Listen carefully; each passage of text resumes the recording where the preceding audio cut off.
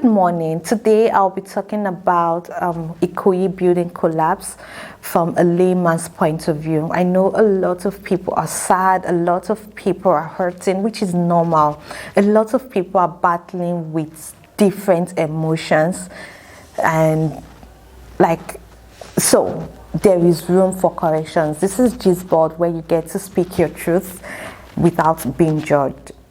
Like I've said, there is room for correction. So I was trying to gather information on the building and everything that took place there, and I realized that there are some things that did not add up, and I want to talk about it, right? One of it was, one of the architects came out and said the building was meant to be for 15 stories. And my thing is, this building we're talking about is like a model, because the man said most Nigerians does not believe that Nigerian can actually do this without the assistance from the Western world, right? So that building is like a model. So when it was meant to be 15 and you realize that it was going to 21, didn't you know there was a problem? Like, why was it that nobody talked about it until the building collapsed?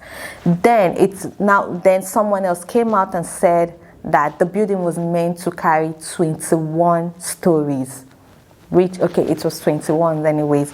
So my thing about the building was that building did not look like it collapsed. Like, I really don't know. It looked like an earthquake, like something stronger than just a building collapsing, because these blocks look like, fine. On social media, most of the time, you see people joke about blocks made in Nigeria. We've seen government officials who go for inspection and they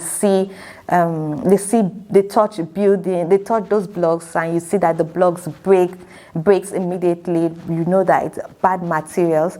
And I felt like that building collapsed and everything, these blocks looked like someone pounded them, right?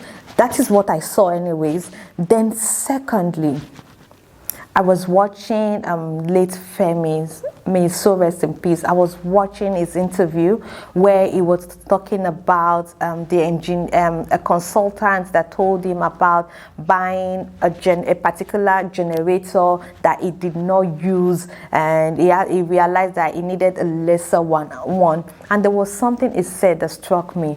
What he said was, and afterwards, he realized that a lot of people don't really understand their job.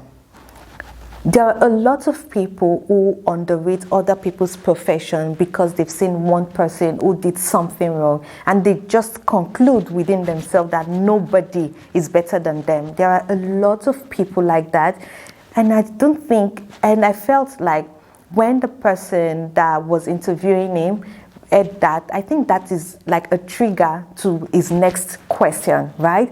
Because we take a lot of things for granted. When we see those blogs, we joke about it because it looks funny, but that is exactly what is going on. People build things with bad material because we are so quick to talk about compensation.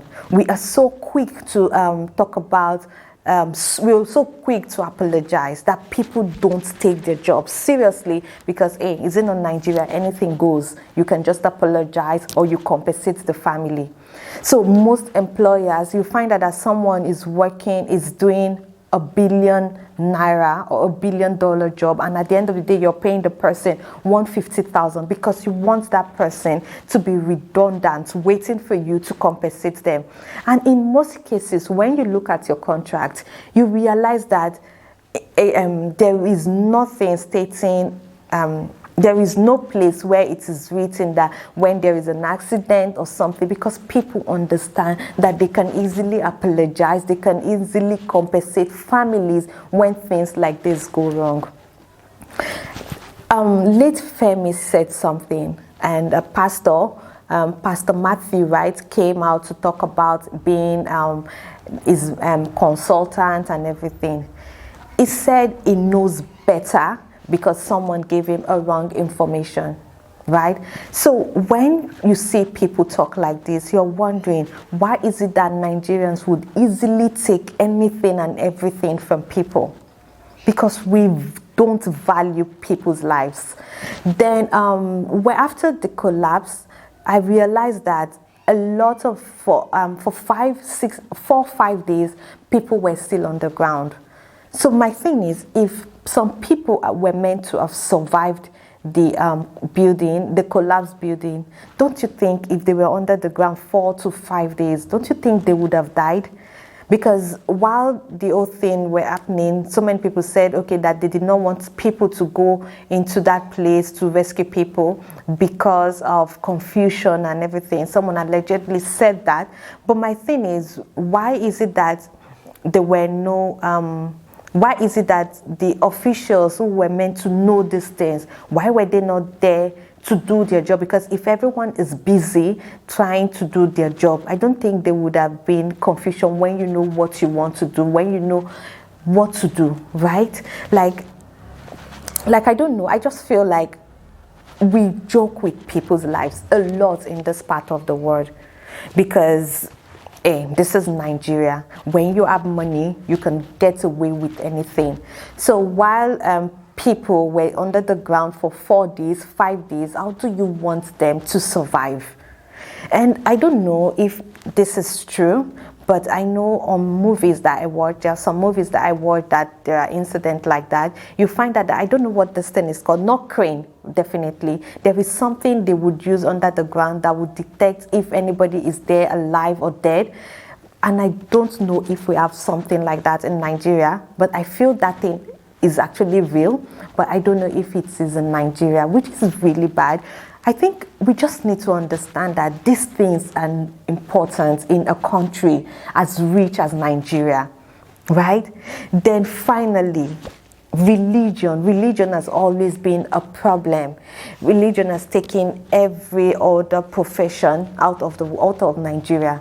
When people are talking about, some people said, the man knew something was wrong with the building.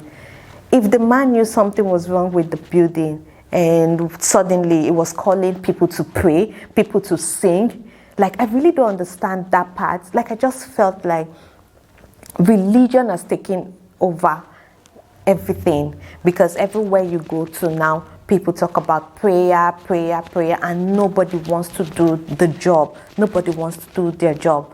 I feel in a way, if we were putting prayer in front and every other thing, since we are this praying nation, if we were putting prayer in front and every other thing follows prayer, I think one way or the other, we would be doing better, or we would have done better, right? Because over 40 people died, and a lot of young people, and like, we are so quick in compensating people. We pay people cheaply because we want to compensate them. I think this is the right time. Then finally, I want to talk about the 2 buildings, because the man did 2 before the last one that collapsed. And believe me, I know that it's the same material. So what are they doing with the material, with the 2 buildings? Are we going to bring it down, or we want to manage it as usual? Like, Nigeria looks like a place where people can just do what they want, like I've said. And for those people who have lost their lives, may their soul rest in peace. And it is so painful that a lot of young people, like, I think almost everybody there were young, and it is just a shame that Nigerians, that things are just going the way it is going. May their soul rest in peace, and for the families, please do accept my condolence. Bye, and stay safe.